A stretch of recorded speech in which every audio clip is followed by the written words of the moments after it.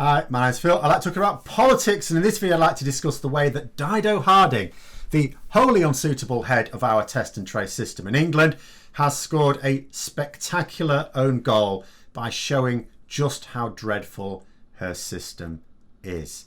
But first, if you'd like to be notified of daily news and politics, please subscribe to the channel and click the bell notification icon. So, the head of test and trace, Dido Harding, like the Prime Minister, is in self-isolation at the moment. Just as with Boris Johnson, this is because she's been advised to by the tracing app. Except in Boris Johnson's case, he knows who he's been in contact with, a slightly different thing, but via the tracing program effectively. Then she tweeted an image of her notification. Here it is. There she was, brimming with pride. You know, oh, this is brilliant. Isn't this thing that I'm running brilliant? Works so well. Completely oblivious to the fact that she was simply revealing to the world what an utter moron she is. And the reason is this, because some of you, particularly from outside the UK, may not pick it up just by looking at the image. So she says she received the notification overnight. Now this would be the night before last, because from your point of view this happened yesterday. Time travel on YouTube. And so at the point at which she tweeted it, this was overnight, it tells her she has 9 more days of isolation to go. Now the problem here is the system. You know, the system she runs, her system, is that you are advised to self-isolate. You do so for 14 days. She's got this, and it's telling her she's got 9 more days to go. In other words, her tracing system, you know, the system she runs, she's the head of, that she claims to be so proud of, took 5 days to notify her that she'd been in contact with someone who has tested positive for COVID. Now, there have been numerous anecdotal reports of people saying that they've been in a household where everyone uses the app, it's all downloaded, and someone's tested positive, but they haven't got it. It's like, oh, my husband tested positive and my app doesn't tell me to stay away or to self-isolate. They're not getting the notifications. Now, it's all anecdotal. I don't know what the official figures on this are. But the serious point for me is this. So it's not so much the suggestion that Harding may herself have been infected and therefore infectious. We don't know whether she is or she isn't. She's just been in contact. She just potentially is. But she's potentially been allowed to walk around for 5 days infecting others. That's serious, and I'm not wishing to sort of play that down. And with anyone else, that would be serious. If anyone had shown this, that would be the serious issue. 5 days it took to get hold of you. And this isn't someone, you know, this isn't someone who hasn't been answering her phone, because this is via an app. You know, and you think, you project that onto a national scale, and this sort of thing is going to have a significant effect. We're in lockdown at the moment to try and reduce the rate of transmission, to get the R value below 1 as well. And we don't know whether this is happening yet. It takes time, unfortunately. Bit bizarre. I did a little while ago talk about Ireland. I did get something wrong, I have to say. I said that Ireland had gone into a 2-week lockdown, and I was loudly reprimanded because it turns out it was a 6-week lockdown.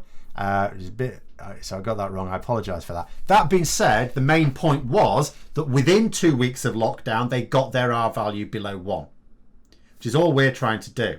Get the R value below 1 and then manage the situation. We've had our lockdown for 2 weeks now. Is it? Yes, 2 weeks today. And it's we certainly haven't got the R value below 1 yet, and we don't know if we are going to even after 4 weeks or 6 weeks or, you know, whatever. But so that would be a serious issue, but that's not the worst of it for me in this specific case. So the worst aspect for this own goal for me is that she scored it. The head of test and trace, not a government minister. You know, you accept that sometimes you get government ministers who are as thick as mints. Unfortunately, that's just the nature of politics. No, someone who was appointed to run our test and trace program. They had the pick of the country's leading public health experts. Not all of them would have turned it down. And so they picked her. And this is also someone who's going to be running all healthcare matters in England as part of the government's acceleration of NHS privatisation very soon. You know, she was so thick that she showed the evidence of just how bad her system is to the world. at a time when she's under pressure for the continued failures of both the testing and tracing programs, when the system that she has mishandled has exploded spectacularly, getting worse as time goes on, not better, worse. At such a time, she proudly made this image public. And why? Because she didn't see it. She didn't look at this and think, should have got this 5 days ago. Because if that had have even crossed her mind, she would never have done it. All she had to do was, I can understand she wants to promote the use of the app. I get that. All she had to do was to tweet solidarity with the Prime Minister. People may be interested to know that I am self-isolating. I was alerted by the app. She doesn't therefore have to say when.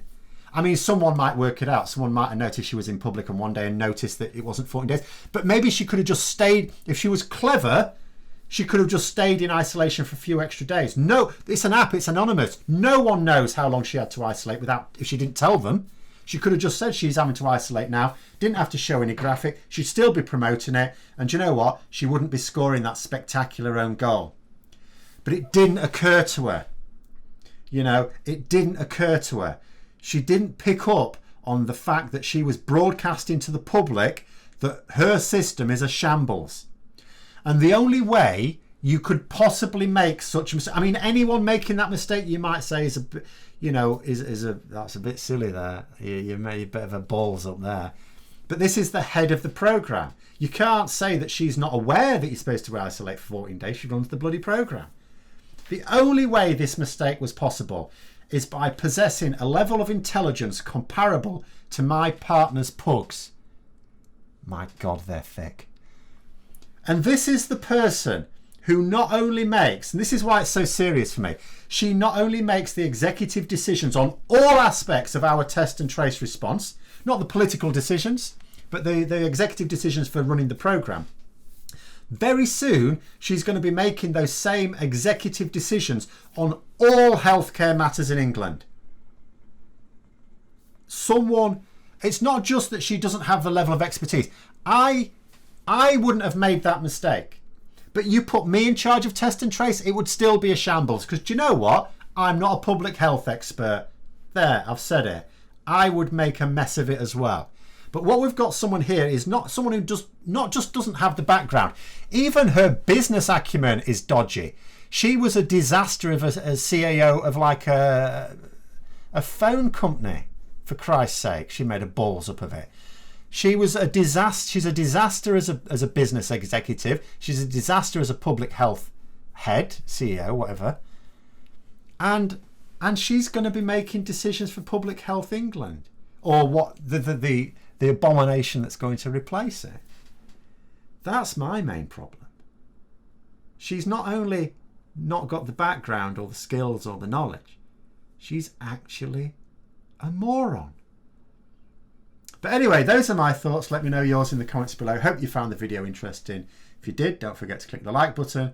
If you'd like to support the channel further, please also click the Patreon link for details. And until next time, I'll see you later.